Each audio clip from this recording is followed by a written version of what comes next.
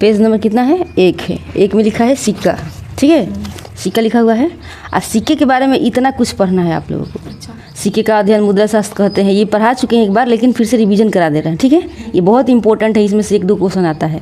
और इतना पढ़ने के लिए हम आप लोगों को एक दादाजी की स्टोरी सुनाएंगे, है ना, और तब जाके इसको क्लियर करा देंगे, ठीक है। आ जाइए।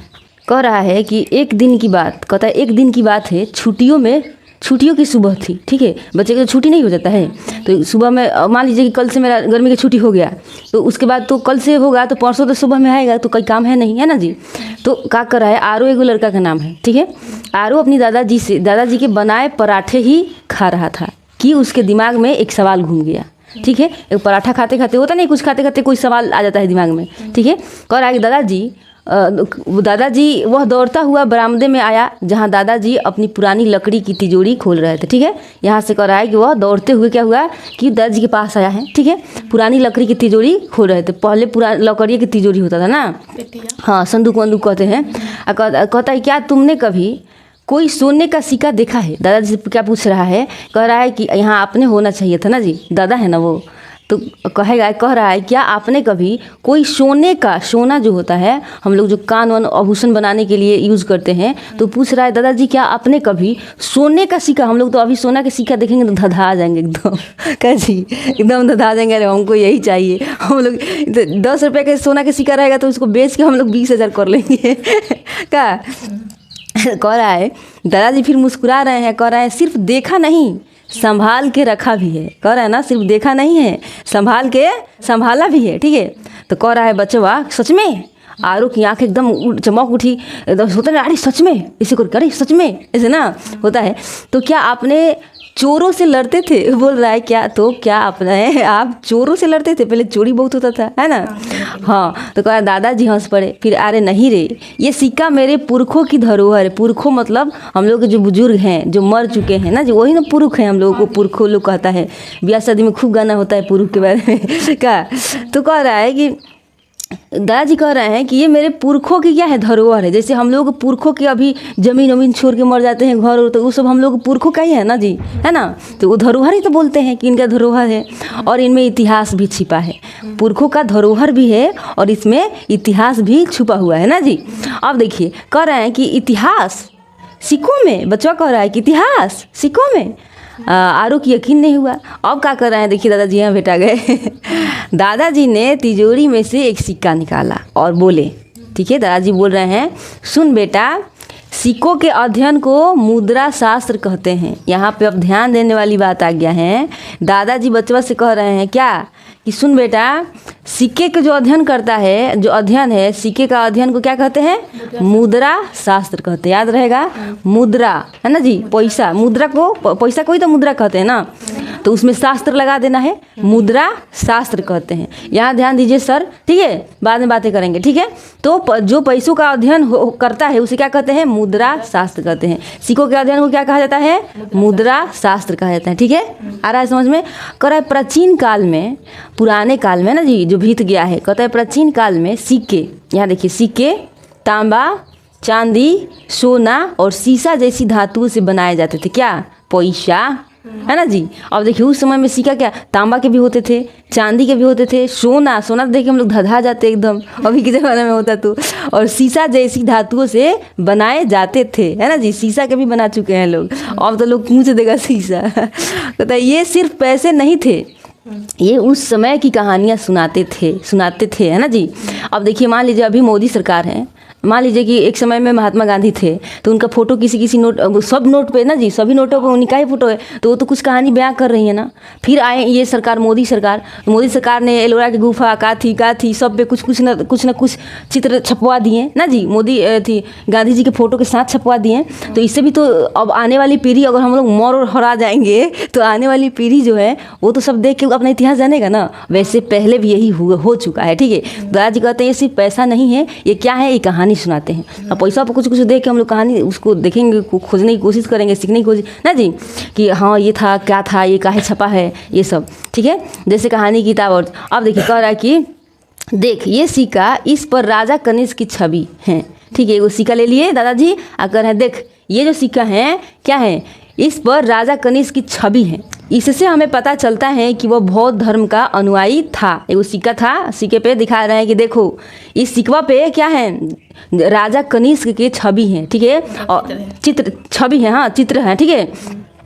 और उससे क्या पता चलता है कि वो क्या थे, बौद्ध धर्म के अनुयायी थे।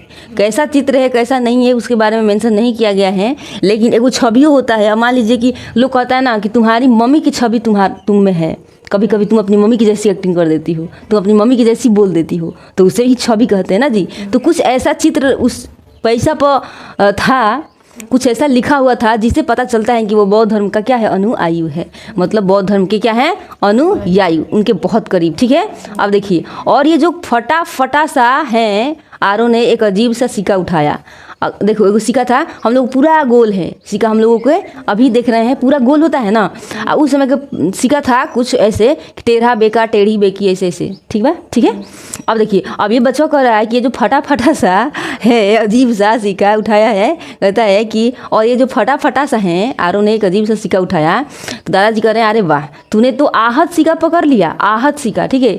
इन्हीं कहता है, इन्हें ही करसापन भी कहा जाता है। इन्हें क्या कहते हैं, आहत सिक्का को क्या कहते हैं, करसापन कहते हैं। देखिए कह रहा है कि ये जो आपने उठाया है ये क्या है, आहत सिक्का पकड़ लिया है हाथ में, ठीक है। इसे आहत के साथ साथ क्या कहते हैं, कारसापन कहते हैं। बारसापन से याद रहे, कारसापन, ठीक है। कहते ये भारत के सबसे पुराने सिक्के हैं। अगर भारत के सबसे पुराने सिक्के पूछेगा एग्जाम में कौन सा है, तो हम लोग सीधे आहत पे आ जाएंगे, है ना। उसके बाद यहाँ से भी नहीं मानेगा तो माई बहन पे आ जाएंगे मतलब बारसा पे आ जाए, कारसापन पे आ जाएंगे ना जी, माई बहन के गोर लग लेंगे। ऐसी बात नहीं है कि मतलब निगेटिव नहीं सोचना है ना। अब आ जाएंगे किस पे, कारसापन पे आ जाएंगे, ठीक है। कह देख भारत के सबसे पुराना सिक्का बता दीजिए, तो आहत सिक्का, ठीक है। इसे एक और नाम क्या है, कारसापन। क्लियर हो गया। कहता उस जमाने में इन्हें हाथ से ठोक कर बनाया जाता था। अब कह रहा है टेढ़े मेढ़े हैं तो भैया हाथ से ठोक कर बनाएंगे तो टेढ़े मेढ़े तो हो ही जाएंगे ना। आज के लोहार जो हैं कारीगर, उतना इंटेलिजेंट तो उस समय के लोग थे नहीं कि एकदम कुदारी बना देंगे, एकदम दार एकदम बराबर से, का जी, एकदम हंसुआ के दांत काट देंगे एकदम बराबर से। पहले के वो नहीं, पहले ठोक ठाक के बनाया जाता था, है ना। तो उसे क्या कहते हैं, उसे आहत सिक्का कहा जाता था, है ना जी। ठोक ठाक के बनाया जाता था ना, तो इसीलिए इतने टेढ़े मेढ़े दिखते थे। अब देखिए कहता है क्या उन पर भी कुछ लिखा होता था ना। तो दादाजी कह रहे हैं देखो, लेखन तो बाद में शुरू हुआ, लिखने की कला जो है बाद में शुरू हुआ, आहत सिक्का पे नहीं लिखा, है ना। कह रहा है लेखन तो बाद में शुरू हुआ। सबसे पहले एवं शासकों ने सिक्कों पर लिखावट शुरू की।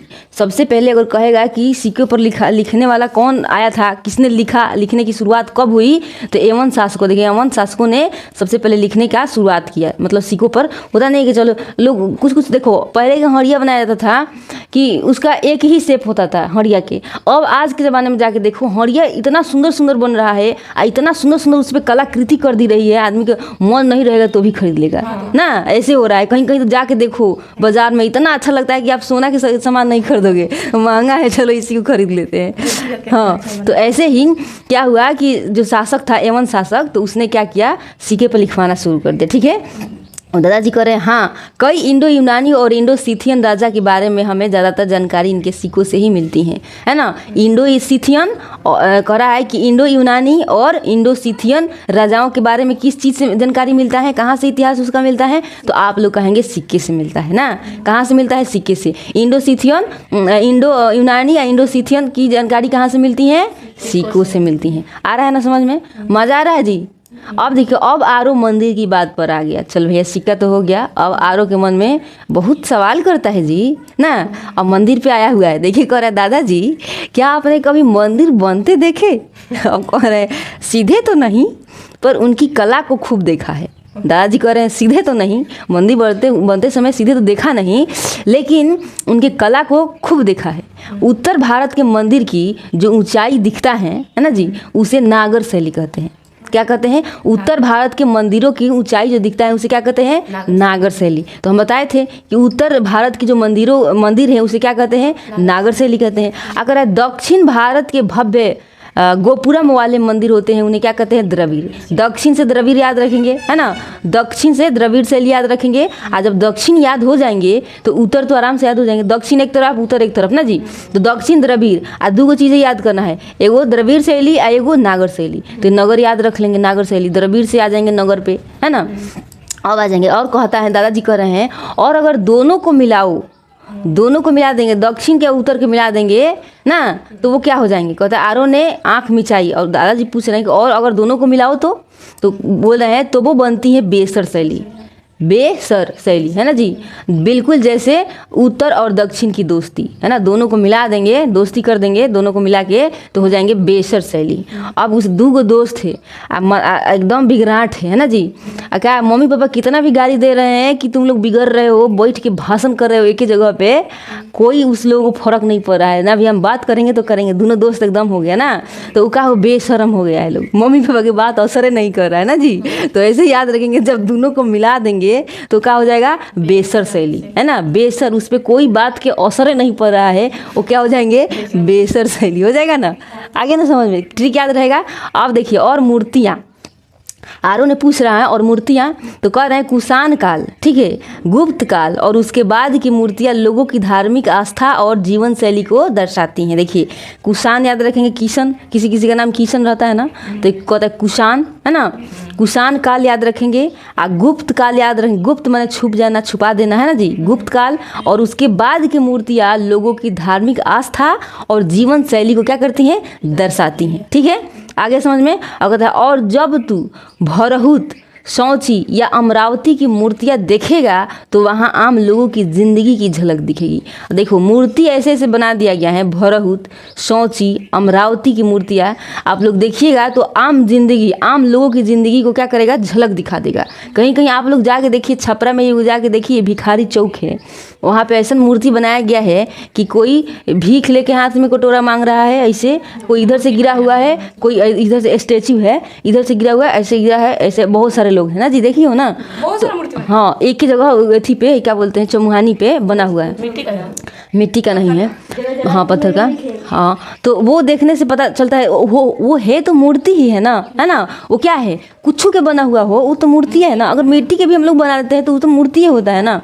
तो यही कह रहा है कि जो भरहुत हैं, सौची हैं, अमरावती की मूर्तियां हैं, जो वो क्या करती हैं, आम लोगों की ज़िंदगी को झलक दिखाती हैं, है ना। इस सारी मूर्तियों को जब आप लोग देखिएगा तो आप लोग को समझ में आएगा कि यार ये तो आम जिंदगी है, आम लोगों की ज़िंदगी को दिखा रहा है, दर्शा रहा है उस मूर्ति के द्वारा, समझ में आया ना।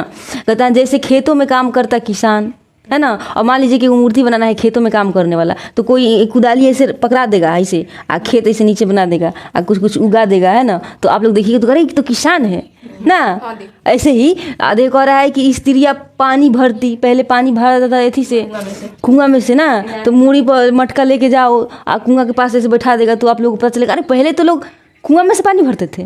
तो वो मूर्तियाँ बयां करती हैं कि काम करता हुआ किसान, स्त्रियाँ पानी भरती हुई दिखाई, तो आप लोग तो सीधे सीधे बता दोगे। तो ये सब चीज़ें क्या करती हैं, भरहुत, सांची, अमरावती की जो मूर्तियाँ हैं ना, उसमें आम लोगों की ज़िंदगी की झलक दिखाता है ना। तो यही ना आम लोग हैं, क्या भीमराव अम्बेडकर आम लोग हैं, वो आम ही थे लेकिन वो क्या हो गए बहुत महान हो गए ना जी। तो अपने अपने कर्म से महान होना है। अब देखिए कह रहा है, देखिए अपनी अपनी होता नहीं है, दासा बदलना है ना, तो देखिए अगर दासा बदलना है तो अभी दासा बिगाड़ना पड़ेगा। ये बात हमेशा याद रखना कि फ्यूचर की दासा बदलना है तो अभी अपना दासा बिगाड़ के रखना पड़ेगा। बिगाड़ने का मतलब है कि अपने आप को हम किसी काम में इतना झोंक दिए हैं कि सफलता मिलने से कोई नहीं रोक सकता, और ऐसी जुनून होना चाहिए, तब जाके कोई बड़ा आदमी बनता है, समझ रहे हो। अब चलो बातें नहीं करेंगे। अब देखो तो अंत में दादाजी बोले, अगर तू अजंता की गुफाएं देखे तो वहाँ माता और शिशु, मरणासन राजकुमारी जैसे चित्र मिलेंगे। वो चित्र नहीं, जीते जागते एहसास हैं। देखिए अजंता की गुफा जो है उसमें माता, देखिए कहता है अजंता की गुफाएं में क्या है, माता और शिशु, शिशु माने बच्चा, है ना, माता और शिशु, और मरणासन राजकुमारी एक थी, है ना, उन लोगों का चित्र मिलेंगे किसमें, अजंता की गुफा में, ठीक है। वो चित्र नहीं है, वो क्या है, जीता जागता एक एहसास है। आप लोग देखिएगा, मान लीजिए कोई मूर्ति इतना सुंदर माता बच्चा के बना दे, कोई राजकुमारी को बना दे, इतना सुंदर बना दे कि आप लोग देखिएगा तो कोई कह रही तो एक एहसास है, ये मूर्ति नहीं है। ये चीज़ें हमको बहुत बयां करती, बहुत कुछ। मान लीजिए कि वो लड़की थी और उसको कफन, अपने भाई के कफन के लिए कोई पैसा नहीं था, ना ही किसी ने साथ दिया, वो अपने भाई के कफन जैसे तैसे भीख मांग के क्या की, उसको कफन दी और उसके बाद खुद से जलाई, खुद से। और उसके बाद उस समय से वो लड़की ठान ली कि आज के बाद हम लोग हम क्या करेंगे, यही कामें करेंगे। जितने अनाथ लोग हैं जहाँ तहाँ मर जाते हैं, हाँ मर जाता है, उन सबको वही काम करती है, सबको ले जाती हैं और सबको जलाती है, समझ लो। तो ऐसे मान लीजिए उसी का चित्र अगर बना दिया जाए कहीं, तो आप लोग तो देखोगे तो भावुक हो जाओगे, क्या रे इतनी कठिनाई जीवन है ना जी। अब आइए फिर कह रहा है कि और आरो अब तिजोरी के पास बैठा आंखें बंद किए सोच रहा था जैसे कोई राजकुमार बन गया हो ना जी। दादाजी उसने आंखें खोली, क्या मैं भी सिक्के का इतिहासकार बन सकता हूँ। दादाजी मुस्कुराए, जरूर, पर तिजोरी अब मेरी नहीं तेरी है। दादी उस तिजोरी को दे दिए सिक्का वाला, और लो भाई इतिहासकार बनो पढ़ के, है ना, देखो समझो इसके बारे में जानकारी इकट्ठा करो, तो इतिहास बन गए, है ना। तो इसकी क्या होता है कि अब अपना सिक्का की स्टोरी यहाँ पे ख़त्म हो गई, सिक्का की स्टोरी क्या हो गई, फिनिश हो गई, फिनिश। अब हम लोग चलेंगे कहाँ पे, ये जो क्वेश्चन है उसकी तरफ, है ना, क्वेश्चन की तरफ चलेंगे और हम पूछेंगे और आप लोग आंसर करेंगे। तैयार। अब देखिए, अब ये खान सर के बुक में लिखा हुआ है, सिक्के ऊपर लिख दिया है ना जी, अभी दिखाए हम आप लोगों को, दिखाए हैं ना। और उसके बाद इसी में कहीं कहीं गुलाबी से कहीं कहीं करिया से लिख दिया है। अब इसको आप लोग पढ़िए, क्या कह रहा है, कहता है सिक्के के अध्ययन को क्या कहते हैं, क्या कहते हैं सर, अभी तो बताए थे दादाजी, तो दादाजी बताए थे ना कि सिक्के के अध्ययन को क्या कहते हैं, मुद्रा शास्त्र कहते हैं। पुराने सिक्के किस चीज़ के बने होते थे, सोना, चांदी, तांबा, हाँ वेरी गुड, तांबा, चांदी, सोना, यहाँ तक कि शीशु के भी ना, शीशा के भी, शीशु के नहीं शीशा के भी धातु के बनते थे ना। जबकि प्राचीन जो प्राचीन सिक्के थे उसको क्या कहते थे, आहत सिक्के, वेरी गुड। उसका एक और नाम था साहित्य में, कारसापन, वर्षापन नहीं कारसापन ना। इसको साहित्य में क्या कहते हैं, देखिए कह रहा है कि जबकि प्राचीनतम सिक्के को आहत सिक्के कहा जाता है ना, इसी को जब साहित्य में कहा जाएगा तो क्या कहा जाएगा, कारसापन सिक्का कहा जाएगा ना। इसी का नाम है, आहत सिक्का का नाम क्या है, कारसापन। ये भी दादाजी बताए थे, है ना। सर्वप्रथम सिक्के पर यवन शासकों ने क्या किया, लेखन का कार्य किया, है ना। हाँ, पहले लिखने का कार्य सबसे पहले कौन किया, एवं शासकों ने, है ना जी, एवं शासकों ने। देखो कह रहा है सर्वप्रथम सिक्कों पर एवं शासकों ने क्या किया, लिखने का कार्य किया, है ना। अब आइए कह रहा है कनिष्क के सिक्कों से किसका, उसका, कहता है कनिष्क के सिक्कों से उसका बौद्ध धर्म का अनुयायी होना प्रमाणित होता है। अभी तो बताए थे कनिष्क के सिक्कों से, बोला ना कनिष्क की ऐसी सिक्कों पर ऐसी छवि था कि उसे पता चलता है कि कनिष्क किसके अनुयायी था, बौद्ध धर्म के ना जी। तो देखिए खान सर कह रहे हैं कि कनिष्क के सिक्कों से उसका बौद्ध धर्म का अनुयायी होना प्रमाणित होता है। सिक्के बता देता है कि जो कनिष्क राजा था वो क्या था, बौद्ध धर्म के बहुत करीब था, अनुयायी था, है ना, अब मानने वाला था, है ना जी। कहता है इंडो यूनानी, याद है, इंडो यूनानी तथा इंडो सिथियन शासकों के इतिहास के प्रमुख स्रोत क्या हैं, सिक्के हैं। मतलब इंडो यूनानी के बारे में जानना है, अच्छा इंडो सिथियन के बारे में जानना है, तो इसको एगो सिक्के ऐसा है, ये दोनों का इतिहास बता देगा, है ना। इंडो यूनानी, इंडो सिथियन क्या करता है, इतिहास सिक्के के एक मात्र सिक्का ही है जो इसका इतिहास बताता है ना। कह रहा है कि प्रमुख स्रोत सिक्का हैं, इनके इतिहास जानने के लिए क्या है, प्रमुख स्रोत सिक्का हैं। अगर समझ में, आरंभिक सिक्के अधिकतर चांदी के होते थे। शुरुआती जो सिक्के थे वो क्या होते थे, अधिकतर चांदी के होते थे। हाँ, आज के ज़माने में अगर चांदी के सिक्का आ जाएगा तो औरत और पगला जाएंगी। हमारा गाना गरबावे की बात है ना, सोना कहते हार बनवा लेगी। मेरी भाभी है, हाँ इकट्ठा कह के कुछ नहीं खरीदेगी, जितना पैसा मिलेगा सब सिक्का में कन्वर्ट कर लेगी, हार बना, इतना बार हिया ले हार बन जाएगा। और देखिए कहता है जबकि तांबे के सिक्के बहुत कम थे, है ना, तांबा के सिक्का बहुत कम, चांदी के सिक्का देखो बहुत ज़्यादा ना जी। ये सिक्के पंचमार्क सिक्के कहलाते थे। ये जो सिक्के थे क्या कहलाते थे, पंचमार्क सिक्के कहलाते थे। आगे समझ में। अब देखिए कह रहा है रोमन सिक्के अरिकमेरू पुडुचेरी के पास से प्राप्त हुए हैं। जो रोमन सिक्के होते थे, ये दादाजी नहीं बताए हैं, है ना, हम बता दे रहे हैं। रोमन सिक्के जो होते थे अरिकमेंडू यानी पुडुचेरी के पास से प्राप्त हुए हैं, ठीक है, जो रोमन सिक्के, ठीक है, याद रहेगा। रोमन सिक्के कहाँ से, अरिकमेडू यानी पुडुचेरी के पास से प्राप्त हुए हैं। समझ में आया। अब देखिए कहता है कि उत्तर भारतीय मंदिरों की कला शैली, उत्तर के बताए थे नागर शैली बताए थे ना, और दक्षिण के द्रविड़। दक्षिण से याद रखेंगे, दक्षिण भारतीय मंदिरों की कला शैली क्या कहलाते हैं? द्रविड़ शैली कहलाती हैं, है ना। और कहता है जबकि दक्षिणायन के वे मंदिर जिनमें नागर एवं द्रविड़ दोनों शैलियों का प्रयोग हुआ है वे क्या कहलाते हैं? बेसर। अभी दोस्तों के एग्जाम्पल से बताए थे ना, जब दोनों को मिला देंगे तो बेसर शैली। अब आइए कुषाण काल, गुप्त काल और गुप्तोत्तर काल में जो मूर्तियाँ निर्मित की गई हैं जनसाधारण की धार्मिक आस्था और मूर्ति कला का ज्ञान मिलता है। कहने का मतलब है कि आम जिंदगी के बारे में पता किससे चलता है? कुषाण काल से, गुप्त काल और पूर्वोत्तर काल की जो मूर्तियाँ थीं उससे क्या पता चलता है? आम जिंदगी के बारे में पता चलता है। आगे समझ में। अब देखिए भौरहुत, बोधगया, सौची और अमरावती की मूर्ति कला में क्या है? जन सामान्य के जीवन की अथी झांकी मिलती है ना जी। भौरहुत, बोधगया, सौची और अमरावती की मूर्ति जो है उसमें क्या जन सामान्य के जीवन की यानी कि झांकी मिलती है। समझ में आया। अब देखो अजंता गुफा में उत्कीर्ण माता और शिशु, ये भी दादाजी बताए थे। अजंता गुफा में, अजंता की जो गुफा है, अजंता गुफा याद रखेंगे, ठीक है। अजंता गुफा में उत्कीर्ण माता व शिशु तथा मरणासन्न राजकुमारी जैसे चित्रों की क्या है? शाश्वतता सर्वकालिक है ना, जिससे गुप्तकालीन कलात्मक और तत्कालीन जीवन की झलक मिलती है। एक बार रिपीट कर दें। देखिए सिक्कों के अध्ययन को क्या कहते हैं? मुद्रा शास्त्र। देखिए सिक्का क्या है? एक मुद्रा ही तो, एक पैसा ही तो। सिक्का को क्या कहते हैं? पैसा को क्या मुद्रा कहते हैं ना, ये सब कोई जानता है पैसा को मुद्रा, तो उसमें शास्त्र लगा देना है मुद्रा शास्त्र। सिक्कों के अध्ययन को मुद्रा शास्त्र कहते हैं, ठीक है। पुराने सिक्के किस किस के बने होते थे? तांबा, चांदी, सोना, वेरी गुड। हाँ अब देखिए आज जब प्राचीनतम सिक्के को क्या कहते हैं? आहत सिक्के कहते हैं, आहत सिक्के, है ना जी। और उसको साहित्य में क्या कहते हैं? कारसापन कहते हैं, है ना। और सर्वप्रथम सिक्के पर लिखवाने का काम किसने किया? एवं शासकों ने, ठीक है। और कनिष्क के सिक्कों से उसका बौद्ध धर्म का क्या मिलता है?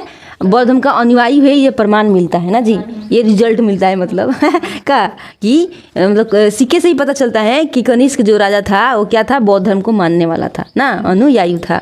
इंडो यूनानी या इंडो सिथियन जो शासक थे लोग, तो इनके बारे में अगर हमको इतिहास चाहिए, जानकारी चाहिए तो क्या होना चाहिए? प्रमुख। इसको जो प्रमुख स्रोत हैं जानने का इनके हिस्ट्री को, तो क्या है? सिक्का ही है ना जी।